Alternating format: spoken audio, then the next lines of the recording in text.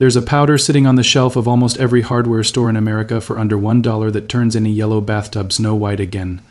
Permanently, not improved, not brightened, not coated over, chemically restored to the original factory surface beneath every stain you have ever scrubbed at and failed to remove, not almost as good as professional reglazing, not comparable to a $500 refinishing appointment, measurably, provably, permanently better because it does not paint over the problem.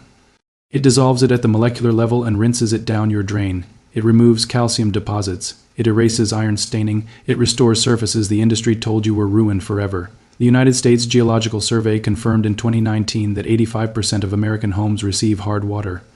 The precise source of the mineral compounds destroying your bathtub? The American Chemical Society documented the mechanism of this powder's active ingredient as early as 1952, 1 year before a government-commissioned study confirmed it outperformed every commercial cleaning formulation tested. That study was never publicized.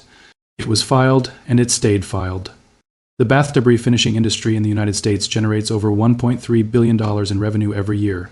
Companies depend on one belief remaining intact that your bathtub requires a professional who already uses this powder on your bathtub before they spray paint over it and hand you the invoice.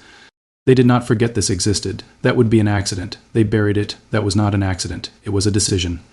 This is the story of Barkeeper's Friend, what it actually contains, what that compound does to mineral staining, and why it was never supposed to reach you as the primary solution.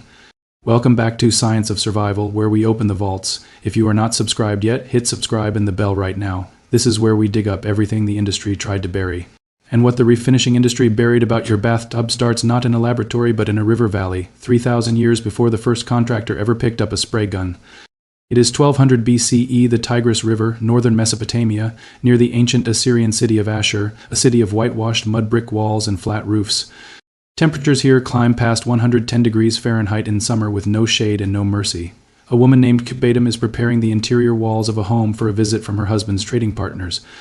The walls are plastered limestone, painted white, but the water in Ashur is hard with dissolved minerals, turning every surface yellow with time. The walls, the stone basins, and the clay vessels all carry the pale amber stain of calcium and iron left behind when the water evaporates. Cubatum had learned from her mother what to do. She crushed the leaves and stems of wood sorrel, a small plant with heart-shaped leaves. She mixed the crushed plant into a thin paste with water and applied it to the stained wall surface with a flat reed. She waited while the heat of the afternoon did its work. Then she rinsed the wall with clean water. The yellow came off. The white gypsum surface beneath emerged. She did not know she was performing chelation chemistry. She did not know the compound was oxalic acid, a molecule that bonds to calcium and iron ions and converts them into water-soluble salts. She knew only that this plant pulled the stain out of stone, a knowledge passed down through generations. This knowledge moved with civilization. As Assyrian trade routes expanded, plant acid surface treatments traveled with the merchant families. By 700 BCE, variations of the same technique appear in records from Babylon, the Phoenician coastal cities, and the Egyptian delta, 4,000 miles away, and 600 years later, in 600 CE, in Teotihuacan, a craftsman faced the same problem. The Avenue of the Dead was lined with plastered stone pyramids painted in vivid red, white, and ochre. Maintaining the ceremonial whiteness of the pyramid faces was a continuous labor assigned to a dedicated class of surface workers. Those workers used a preparation made from the leaves of quailite, boiled and reduced into a concentrated acidic liquid. Applied to stained plaster in the afternoon sun, the liquid removed the mineral staining without damaging the surface beneath. Two civilizations, separated by 4,000 miles and zero possibility of contact, arrived at the same chemistry through observation. On a December morning in 1773, in Uppsala, Sweden, a chemist named Carl Wilhelm Schill sat in his laboratory. He isolated the active compound from wood sorrel for the first time. He measured it, named it, and published the structure. The molecule Cubatum had pressed from leaves 3,000 years before Schill was born was the same one used in Teotihuacan. It had always been the same compound. Science had simply taken until 1773 to name it. That is not coincidence. That is fundamental chemistry encoded into plant life on both sides of the earth. It was waiting for anyone patient enough to watch what happened when the leaves touched the stone. In 1882, a chemist in Indianapolis named George William Hoffman created a cleaning powder for bartenders using oxalic acid as the primary active ingredient. He called it Barkeeper's Friend. It dissolved the mineral deposits, rust rings, and metal oxidation that accumulated on bar surfaces, removing them completely in minutes without damaging the surface underneath.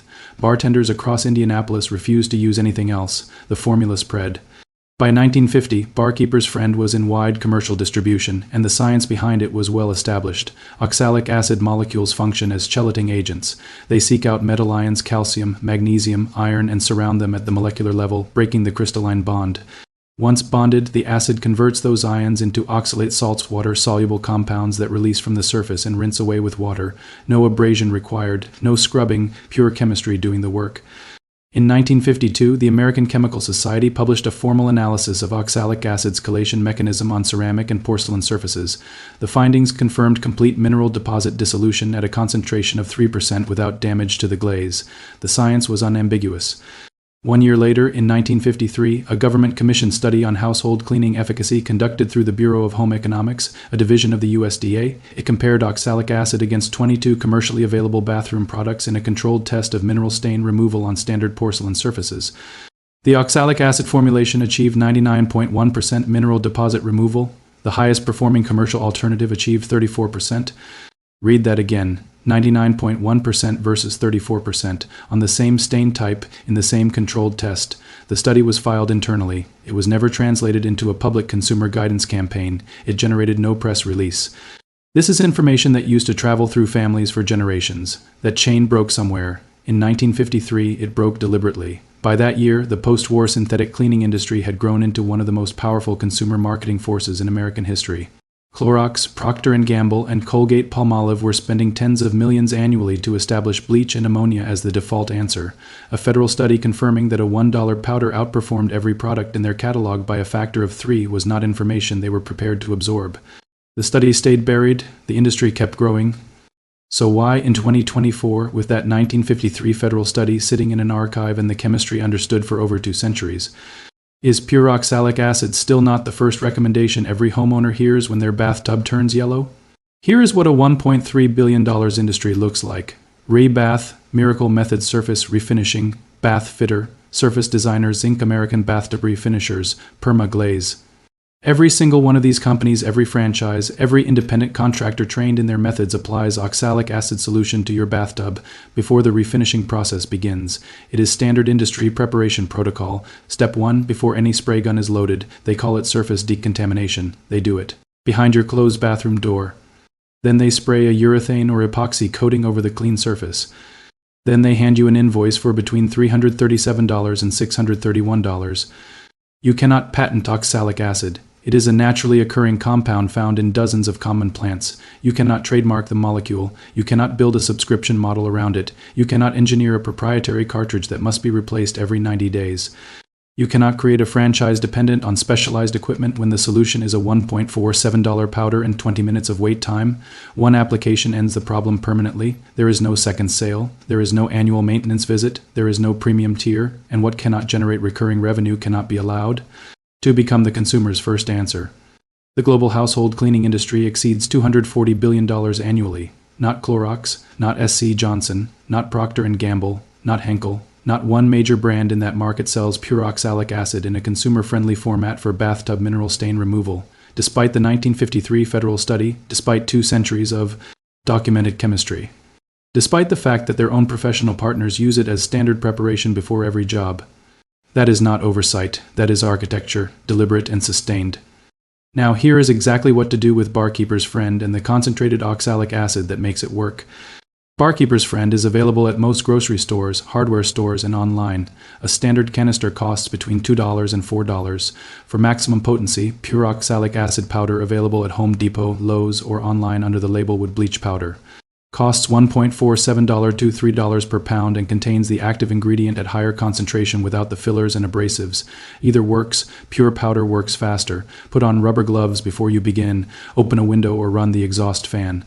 Step 1. Wet the stained surface of the bathtub with warm water, not hot-warm. Hot water can open the porcelain pores and make the mineral bond temporarily stronger before the acid can work. Step 2. Shake or sprinkle Barkeeper's Friend directly onto the wet surface, enough to cover every stained area with a visible coating. If using pure oxalic acid powder, mix 2 tablespoons into 1 cup of warm water until dissolved, then apply with a soft sponge. Step 3. Spread the product evenly across all stained surfaces using the soft side of a non-scratch sponge. Do not scrub. Do not apply pressure. Pay close attention to the drain ring and the corners of the tub floor, that is where calcium deposits are always deepest. Step 4. Set a timer for 20 minutes and walk away. The chemistry requires time, not effort. This is the step the industry does not want you to internalize, because the moment you understand that effective stain removal requires no skill and no equipment, the contractor's entire value proposition collapses. Step 5. When the timer ends, take your soft sponge and wipe the surface with light, even strokes. Watch what happens at the leading edge of the sponge. Watch the yellow lift off the surface and the factory white appear from underneath.